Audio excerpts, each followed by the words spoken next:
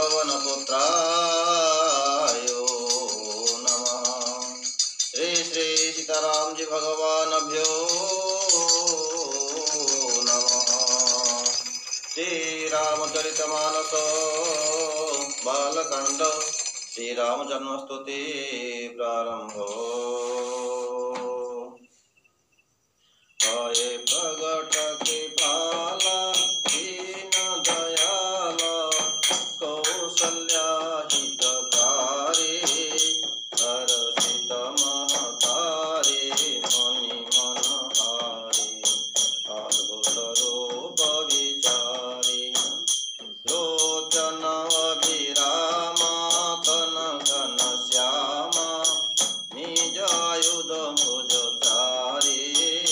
भूषण वनमाला नयन विशाला शोभा सिंधु करारी जय जय शोभा सिंधु करारी कह दोई कर जोरी स्तुति तोरी कही विधि करमु अनंता माया गुण ज्ञानातीत मान वेद पुराण पुनंता करुणा सुख सागर सब गुण आगर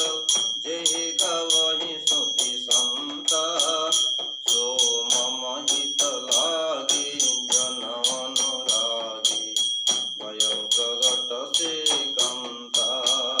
जय जय भयो प्रगट श्रीकांता ब्रह्मांड निकाय निर्मित माया रोम रोम प्रतिवेद कहे मम घोर सुभाषी यह उपहासे सुनत धीर मति धीर न रहे उपजा जब ज्ञाना प्रभु मुस्काना चरित बहुत विधि किन्न चहे कही कथा